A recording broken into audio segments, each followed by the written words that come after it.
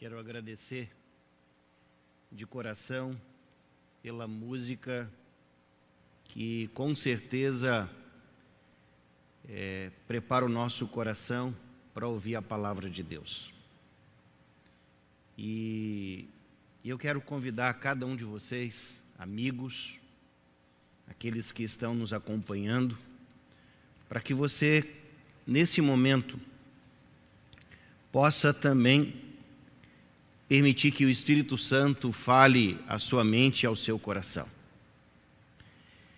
E eu quero, na minha introdução, dizer para vocês que o momento histórico mais celebrado e mais citado na Bíblia no Antigo Testamento não é o episódio ou a narrativa da criação do mundo.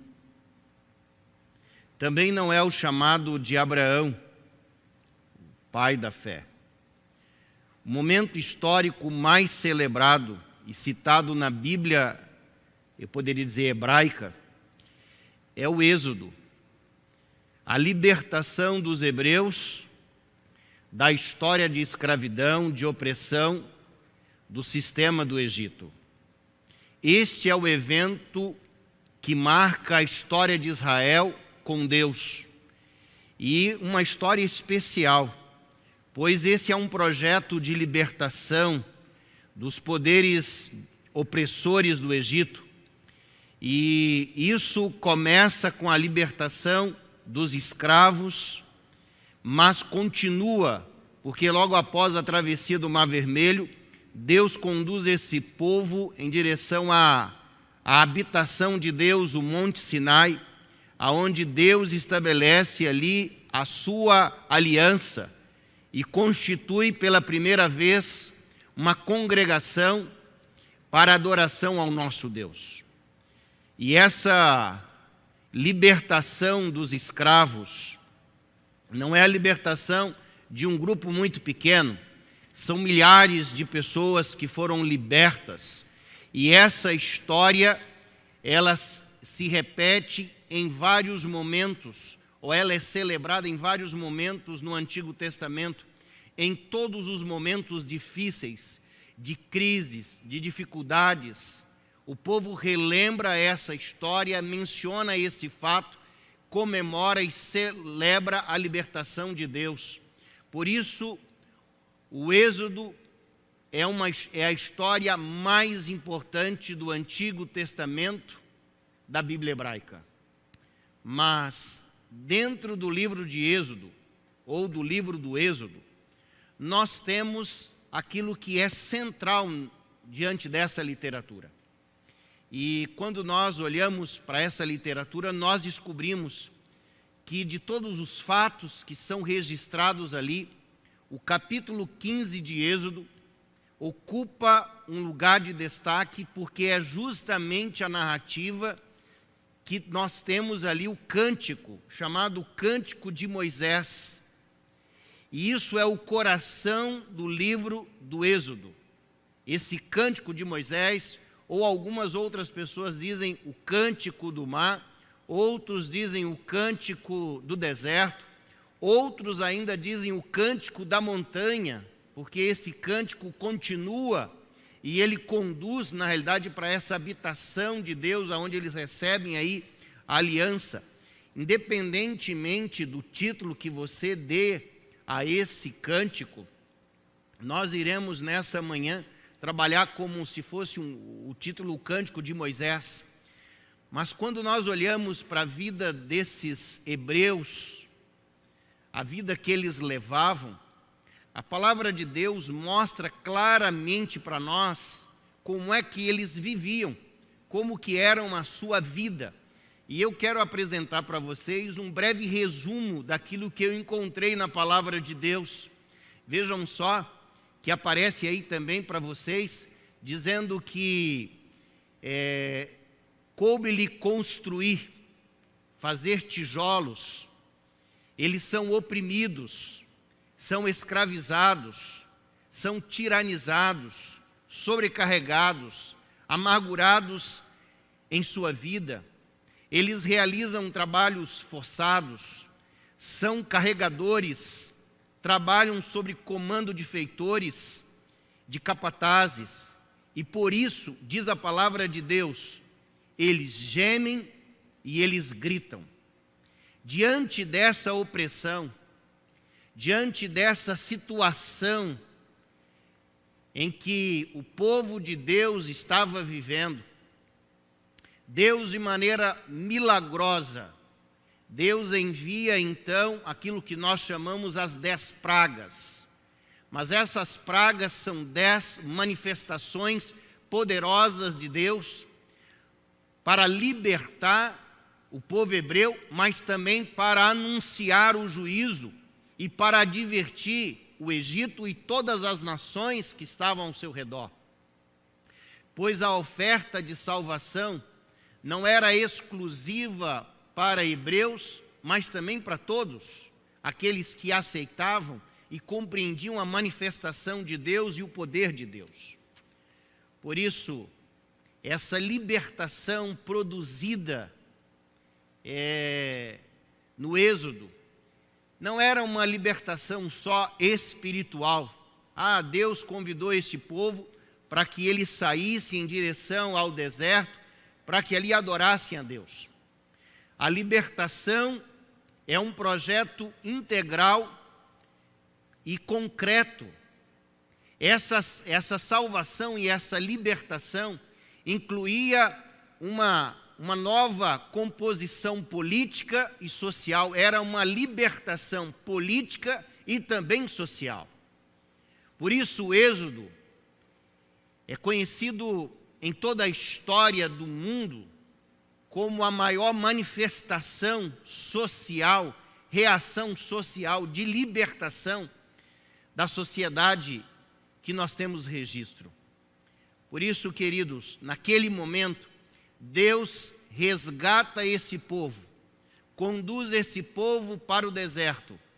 Deus torna o rei deste povo. Deus estabelece novas regras. Deus agora começa a colocar diante deles uma nova dimensão. Dimensão essa não só espiritual, mas política e também social. Deus revela o seu nome através das suas ações. Deus se revela, se faz conhecer através dos seus atos. A memória do Êxodo é uma memória que repassa a memória dos hebreus, dos israelitas em todos os momentos da sua vida, seja no cativeiro, seja em momentos de dificuldade. Essa história ficou consagrada no coração deles como uma mensagem de libertação, de intervenção, aonde Deus apresenta e revela o teu caráter. Mas eu apresentei para vocês que Deus ele intervém, e diante dessa intervenção de Deus, existe uma atitude também do povo. E o povo agora, eles cantam, eles louvam a Deus. E eu quero convidar você nesse momento, para que você possa abrir então a palavra de Deus, diante desse cântico, chamado Cântico de Moisés, que está no capítulo 15 de Êxodo. Abra a sua Bíblia, e você também poderá acompanhar os primeiros versos que nós estaremos lendo nesse momento. E eu leio assim: Então entoou Moisés e os filhos de Israel este cântico ao Senhor, e disseram: Cantarei ao Senhor, porque triunfou gloriosamente, lançou no mar o cavalo e o seu cavaleiro. O Senhor é a minha força e o meu cântico, e ele me foi por salvação. Este é o meu Deus, portanto eu o louvarei. Ele é o Deus de meu pai, por isso eu o exaltarei. Versículo 3 diz assim: O Senhor é homem de guerra, o Senhor é o seu nome, Senhor é o seu nome. Lançou no mar os carros de Faraó e o seu exército, e os seus capitães afogaram-se no mar vermelho. Eu poderia continuar lendo esses versos, porque os versos eles produzem em si, ou trazem em si uma mensagem poderosa, uma mensagem de cuidado, uma mensagem de proteção, uma mensagem que revela a grandeza de Deus, revela a maneira como Deus age, como Deus trabalha. E eu poderia fazer um resumo breve deste cântico da seguinte maneira: nós temos uma primeira parte que fala dessa vitória que é anunciada, que é a parte daquilo que nós acabamos de ler. Logo depois, a partir do versículo 6, apresenta as armas que Deus utilizou para vencer o inimigo. E logo depois do versículo 11 em diante, aparece o caráter de Deus que é exaltado. E a última parte desse cântico fala das promessas de Deus que são cumpridas. E ele conclui com o versículo 18, que é o verso-chave dentro desse cântico, que diz assim: o Senhor reinará por todo sempre. Sabe, esse cântico apresenta Deus como o único responsável pela libertação e por aquele momento. Se você observar, o nome de Moisés não aparece no cântico. O povo é colocado e é mencionado na praia. Ou seja, a intervenção de salvar, a atitude e a decisão de buscar, de resgatar esse povo é exclusivamente uma tarefa de Deus. E aqui eu quero fazer uma correção, talvez da nossa compreensão. Se a gente criasse uma imagem do homem perdido, imagine então essa imagem de um homem dentro de um mar, aonde ele está se afogando, está perdendo a sua vida, ele não consegue nadar, ele não tem mais forças. Deus, ele não lança uma corda na tentativa de que você alcance essa corda. Deus, ele não lança uma boia para que você pegue essa boia. Porque quando nós encontramos o texto bíblico, no livro de Êxodo diz que eles não atenderam, por causa da ansiedade que eles estavam vivendo, e devido à dureza do coração, eles não entenderam a libertação e a atuação das mãos de Deus. Diante do Mar Vermelho, eles continuavam murmurando e lamentando, e possivelmente muitos desistiram e voltaram para o Egito naquele momento, e abandonaram a proposta diante do Mar Vermelho. Eles estavam desesperados, eles não conseguiram entender a ação de Deus e o poder de Deus. Por isso, queridos, Deus, ele não lança uma corda para salvar o ser humano. Ele enviou o seu próprio Filho, que se lança ao mar e agarra o ser humano, que resiste, que luta para não ser salvo. Deus fez isso também com a nação de Israel. Deus salvou esses hebreus, intervindo na história e entrando na história, enfrentando o faraó, libertando esse povo, utilizando o mar, utilizando o vento, utilizando todos os recursos para libertar aquele povo. O livro de Êxodo, ele tem um padrão literário. Você percebe que você vê ali a descrição de um povo que está aflito, de um povo que sofre. Você percebe também a descrição de um povo que lamenta e que começa a chorar pela situação de opressão que eles estão vivendo. Logo depois surge então a palavra divina como promessa, dizendo que Deus libertaria, que Deus enviaria alguém para libertar. E finalmente nós encontramos então a ação divina, Deus agindo. E diante da ação de Deus, desse poder libertador, o povo então agora canta. O povo louva a Deus como uma resposta. Esse padrão, eu queria que você gravasse nesse momento. Aflição, lamento, palavra divina, ação, e logo depois da ação de Deus, da libertação, então como uma resposta dessa libertação, surge então o louvor, fruto do reconhecimento de uma experiência, é a resposta humana diante da crise e da solução que eles percebem da realização de Deus. Deus entra na experiência humana de sofrimento para trazer o ser humano para a sua realidade. Deus entra na história de opressão de Israel e o liberta. Deus compartilha com o seu povo a dor, e Deus corresponde isso, libertando e dando liberdade.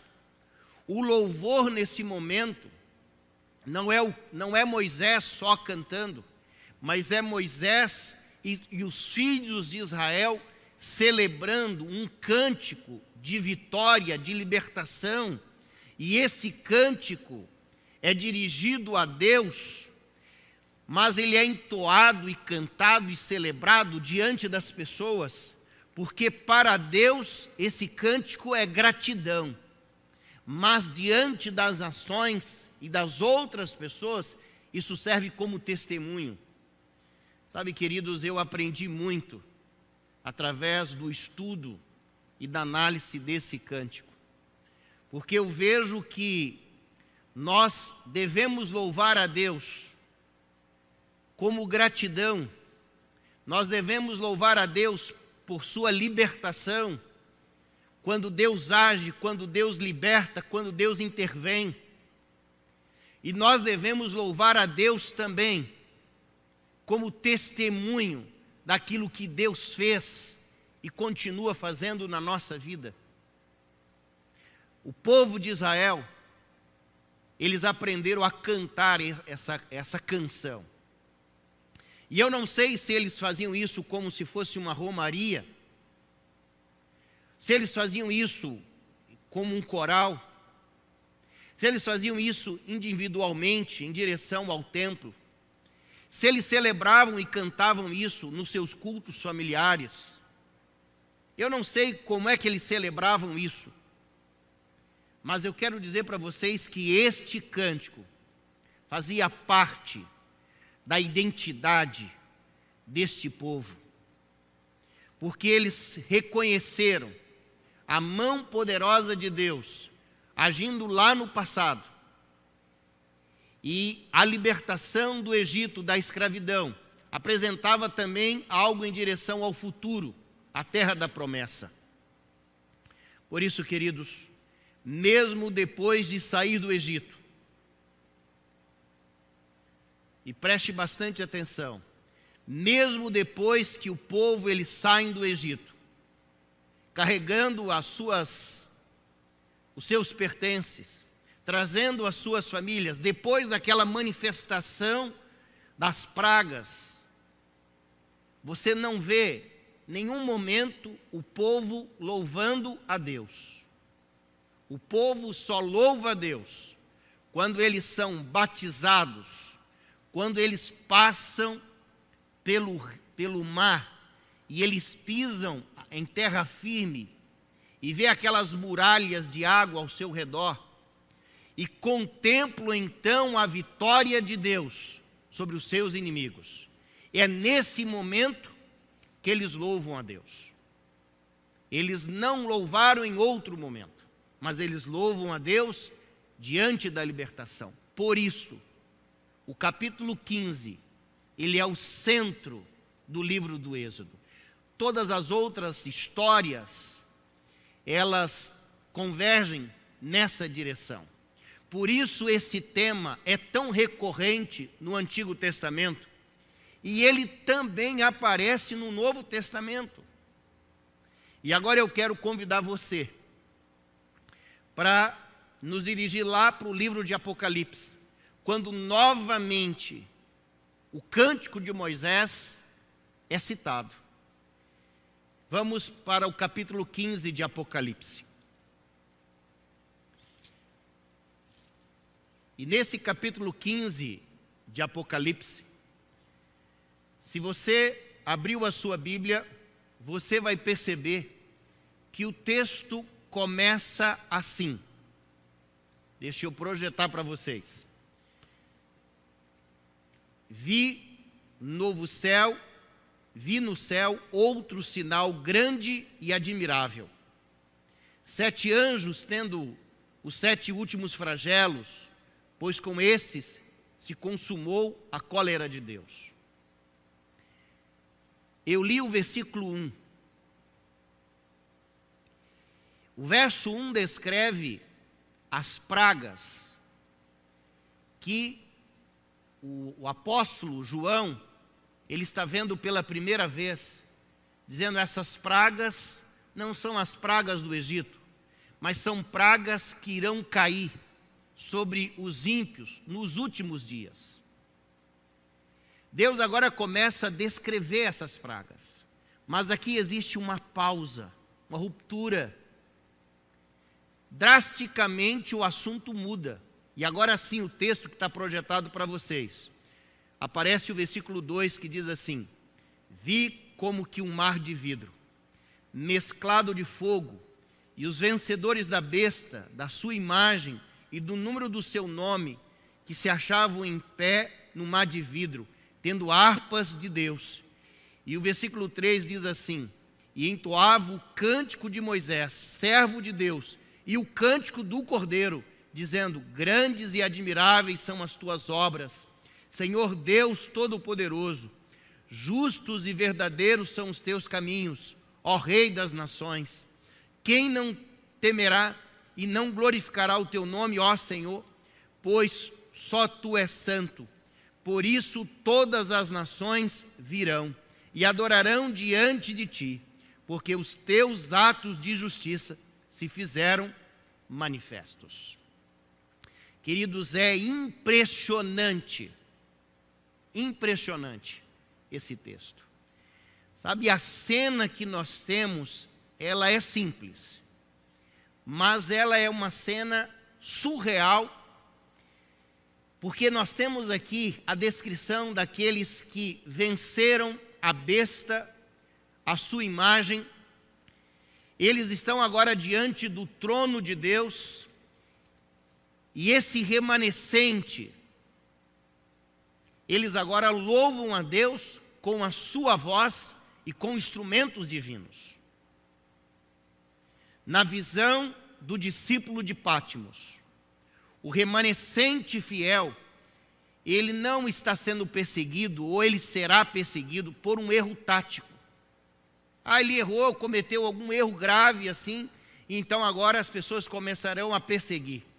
Não, essa perseguição que estará acontecendo é resultado de um remanescente que é fiel, de um remanescente que tem a sua vida fundamentada no Evangelho, de um remanescente que vive a verdade em Cristo Jesus e que não aceita as ideologias e doutrinas erradas. É por isso que acontece a perseguição.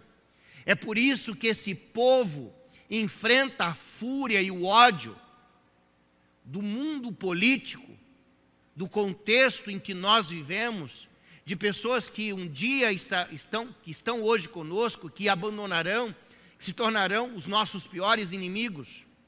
Mas, diante disso, Deus então apresenta um povo que, mesmo diante das crises e das dificuldades e do caos que vai surgir, esse povo antecipa de maneira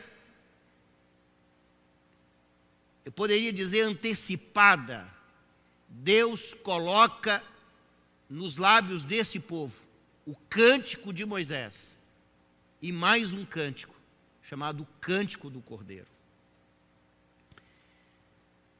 Eu não sei se você conseguiu entender, mas aqui nós temos uma outra lógica literária. Se você olhar, lá no Êxodo, nós tínhamos uma estrutura. Nós temos a aflição do povo, nós temos o povo lamentando, chorando, nós temos a promessa divina, a palavra de Deus, nós temos Deus agindo e libertando com a travessia do Mar Vermelho, e nós temos agora o povo louvando a Deus. Mas quando nós chegamos no Apocalipse, nós temos uma inversão desse modelo. Nós temos assim, nós temos o registro no Apocalipse de um povo que é perseguido, de um povo que é oprimido, de um povo que é rejeitado, de um povo pequeno que sofre devido à sua fidelidade, de um povo que chora diante da tamanha injustiça que eles estão vivendo, mas existe também, nesse momento, a palavra divina, a promessa de cuidado, a promessa de que Deus está nos amparando. E diante disso, agora existe uma inversão. Antes da libertação, antes da vitória concreta, da ação de Deus, existe uma canção de louvor. Existe uma resposta. Essa resposta é antecipada. E eu fiquei assim, mas por que essa resposta é antecipada? Será que o autor aqui, João, ele colocou o hino no lugar errado? Queridos, não tem nada errado com o escritor. Não tem nada errado com o texto bíblico. Na realidade, essa é uma maneira hebraica de fazer um arranjo com o texto dizendo assim, a vitória é tão certa que você já pode celebrar. O nosso Deus é um Deus de vitória, por isso você, de maneira antecipada, pode celebrar. Mas eu encontrei mais uma razão, porque esse hino, esse cântico, está antes da libertação. Sabe por quê, queridos? Lá no Êxodo, as pessoas, elas só celebraram depois que elas experimentaram e viram a manifestação poderosa de Deus através da abertura do Mar Vermelho e da destruição dos ímpios. E aí eles louvaram a Deus. Eles não tinham fé, eles não tinham uma fé madura, uma experiência com Deus capaz de louvar de maneira antecipada. Milagres foram realizados antes, mas eles não conseguiram ter uma fé madura para expressar. Mas agora este povo, esse remanescente, esse grupo de pessoas que não se contaminaram com doutrinas erradas, que não se apostataram da fé, que abriram mão de tudo que possui por amor ao Evangelho e de viver essa verdade. Esse povo tem uma experiência, fruto do Espírito Santo na sua vida. E como resultado dessa experiência com Deus, eles são capazes de louvar a Deus de maneira antecipada, mesmo diante do caos e de todo o sofrimento, porque eles confiam, porque eles sabem quem é esse Deus, porque eles têm experiência vivenciada para poder dizer, nós podemos louvar, porque a vitória é certa, mesmo diante do caos que eles estão vivendo. Você parou para pensar que existe aqui algumas imagens que são desenhadas na nossa mente, as últimas histórias, ou as últimas cenas da história da humanidade, é muito sombria. Nós estamos vivendo dias também sombrios, dias difíceis. Não é fácil você ligar o jornal do almoço e ouvir as informações do quadro de uma UTI em nosso estado, e não só no nosso estado, no Brasil. É difícil quando você entra nas redes sociais e você percebe a situação que nós vivemos e que pode se tornar ainda algo mais desesperador. Aquilo que nós imaginávamos que aconteceria em março de 2020 está acontecendo agora. Sabe, queridos, nós temos aqui a descrição de um povo remanescente que está sobre um mar. Só que esse mar tem um vidro e ele é mesclado de fogo. E eu procurei, na literatura que eu tenho acesso, qual é o significado desse mar envidraçado, poderia dizer, com esse vidro em cima, mesclado de fogo. Queridos, alguns dizem que é como se fosse a beleza de um pôr do sol. Refletindo então sobre o mar, mas pelo entendimento que eu tenho, o mar na Bíblia representa caos. É só você olhar para algumas histórias, tanto da criação, a história de Jonas, a história dos discípulos naquele barco diante do caos, Jesus caminhando então. O mar na Bíblia representa caos. Só que o mar, em cima desse mar, existe um vidro. O caos está acontecendo. O caos é real, mesclado de fogo, porque fogo representa o juízo de Deus, representa também purificação. Mas diante desse cenário, existe um povo que está em cima, e eles têm instrumentos, são harpas, são instrumentos pesados, que precisam de uma base sólida, e este povo louva a Deus, diante, em cima desse mar de vidro. Ou seja, Deus reconstrói em cima do caos e faz com que nós possamos ter uma experiência, mesmo diante da situação ruim que nós vivemos. Deus diz, mesmo diante de crises, mesmo diante do caos, vocês podem celebrar, vocês podem cantar, vocês podem louvar a Deus. Porque se lá no passado, lá numa praia, diante de um mar vermelho, seguidores de Cristo cantaram o cântico de Moisés, o cântico de libertação, agora vocês vão cantar um cântico novo. Um cântico que é diferente, porque esse cântico, ele não está só na libertação, ele está baseado no sangue do Cordeiro, na experiência de salvação que cada um de nós já podemos experimentar. Nós devemos ter a certeza, queridos. E é essa certeza desse Deus que nós amamos, desse Deus que conhece, que guia toda a história. É por isso que nós podemos louvar a Deus, mesmo diante do caos. Porque nós temos o poder do sangue do Cordeiro. O cântico de Moisés era um cântico provisório. Era um cântico que relacionava o povo ao deserto e apontava para a terra da promessa. Era um cântico que durante toda a história de Israel ele celebrou, cantou, para lembrar da libertação de Deus. O cântico do Cordeiro, ele está presente hoje, de maneira antecipada na nossa vida.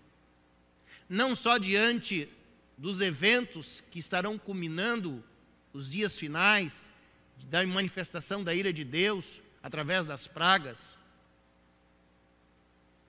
Mas nós podemos hoje celebrar essa vitória, porque o cântico do Cordeiro fala dessa experiência real que nos liberta da opressão de maneira antecipada. Porque quando o povo foi liberto, através da manifestação de Deus, não é Deus trazendo vingança contra pecadores. Geralmente nós olhamos para essa imagem, é Deus destruindo os ímpios através das pragas, é Deus mostrando o seu poder através dessas manifestações.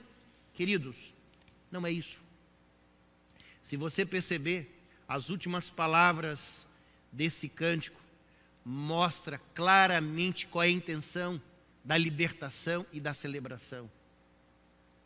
É que diante do juízo de Deus, o nome de Deus será reconhecido.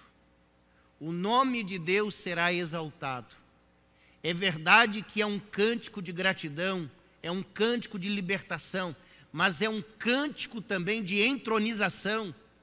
Quando nós colocamos o nosso Deus dizendo, acabou toda a luta, acabou toda a guerra, acabou o caos definitivamente, aonde um novo reino é estabelecido. Eu disse para vocês que o verso principal do Cântico de Moisés está no verso 18, que fala sobre esse Deus que reina para sempre. Esse é o verso principal. O reino de Deus. Deus é o nosso rei.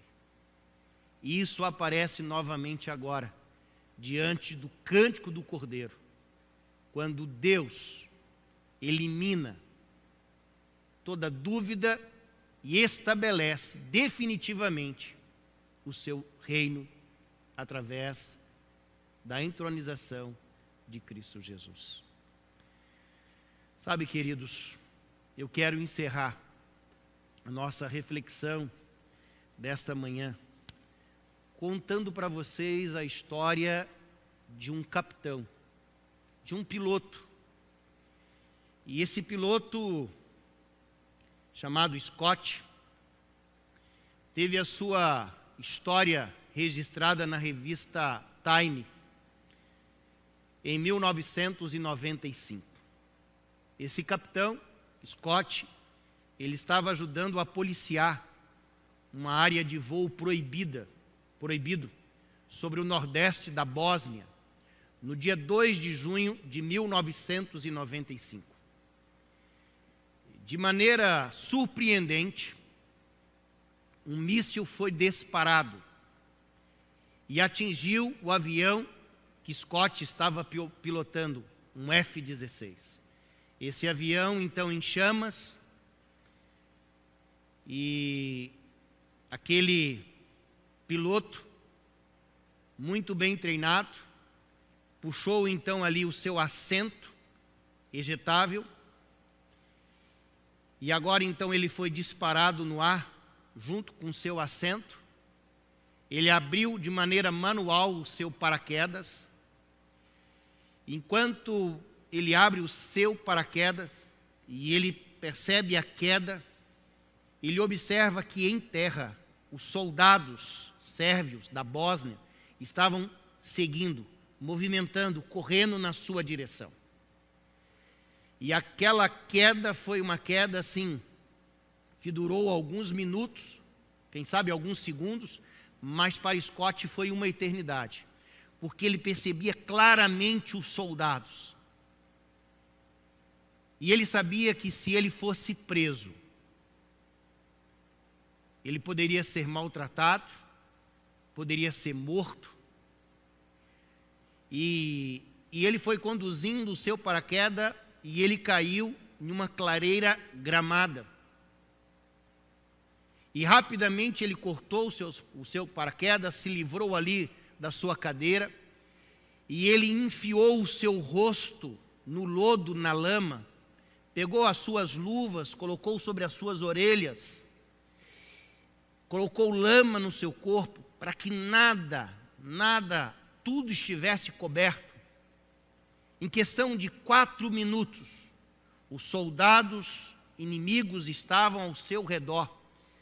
Ele podia ouvir os passos, e aqueles homens, eles atiravam em várias direções, nas árvores, nos arbustos, em todos os lugares. Aquele Scott permaneceu imóvel. E durante o dia, à noite, soldados estavam vasculhando, e ele ficou dias paralisado, se movimentando de uma área para outra, tentando encontrar um esconderijo. E diz a história, na revista Time, que esse soldado, ele orava a Deus, suplicando chuva, para que ele recolhesse água, para que ele saciasse a sua sede. E diante do seu treinamento, ele também aprendeu a identificar algumas plantas, e ele comeu plantas, se alimentou de plantas, de grama, de pequenos insetos, e bebia água da chuva. Mas ele tinha nas suas mãos um pequeno rádio, boia, com um sinalizador, aonde ele poderia enviar alguns sinais, como se fosse num formato de bip, e ele poderia também mandar algum áudio. Mas ele ficou dias sem usar esse equipamento, porque os soldados estavam à sua volta, e ele resolveu não se arriscar. No momento em que ele encontrou um esconderijo seguro, ele então começou a emitir sinais, mas o templo estava muito nublado, e os sinais que ele estava emitindo chegavam aos Estados Unidos como fragmentos. E no momento que esses sinais chegaram à sua base, e eles identificaram que este homem ainda estava vivo, eles se reuniram com o presidente americano. E o presidente americano olhou para aqueles homens e ele disse assim: vocês devem fazer todo o possível para salvar o nosso soldado. Não foi poupado recurso, não foi poupado dinheiro, não foi poupado investimento. E depois de dias, eles começaram a perceber que o sinal melhorou. E eles conseguiram um áudio, onde Scott revelava a sua localização. Também revelou ali uma situação particular, para que eles entendessem que ele estava em uma situação de liberdade, que poderia ser resgatado. Queridos, se você ler a reportagem, você vai ficar impressionado com o tamanho da mobilização do exército americano, do investimento que foi feito para resgatar esse único soldado em terras inimigas. E no momento em que os aviões, os soldados rodearam o local onde estava Scott para proteger, Scott então sinalizou aonde ele estava. E como se fosse numa precisão cirúrgica, ele foi pinçado do local aonde ele estava, resgatado de maneira tremenda, recolhido pelos soldados e colocado dentro de uma aeronave. Eu fiquei impressionado com toda a mobilização para salvar esse homem. E quando ele estava dentro da aeronave, com fome, com frio, com as suas roupas molhadas, os soldados que estavam do lado deram comida, deram água, deram agasalho, e percebendo que aquele homem ainda continuava tremendo de frio, os soldados o abraçaram. E no momento em que ele estava resgatado, salvo, a informação foi transmitida para a Casa Branca. O presidente americano parou os compromissos e ele celebrou, naquele momento, o resgate daquele soldado. Os pais de Scott receberam também a notificação através de um capelão e celebraram a vitória de Scott. Sabe por que eu estou contando essa história para vocês? Porque se nós, seres humanos, se uma nação foi capaz de agir de maneira poderosa e de uma maneira cirúrgica para salvar um único soldado diante de um ambiente hostil, Deus, Ele fez muito mais e continuará fazendo muito mais por cada um de nós. E eu quero concluir a mensagem dessa manhã com esse pensamento. Celebrar é possível e preciso para quem com fé reconhece a atuação de Deus, apesar de tudo que está aí. Anote esse pensamento. E diante de dias tão difíceis, não tenha medo de celebrar,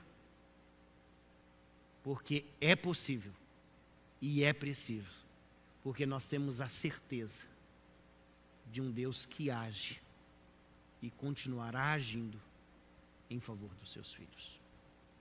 Que Deus nos abençoe. Vamos orar? Querido Pai que estás nos céus, obrigado, Senhor, pela proteção, pelo cuidado. Obrigado, Senhor, porque nós temos na Tua palavra o cântico de Moisés, que fala dessa libertação, a libertação de um povo da opressão, a libertação de um povo que Deus tira da escravidão e o conduz à terra da promessa. Mas nós temos também na Bíblia um outro cântico, o cântico do Cordeiro, que revela essa experiência do sangue de Cristo na nossa vida.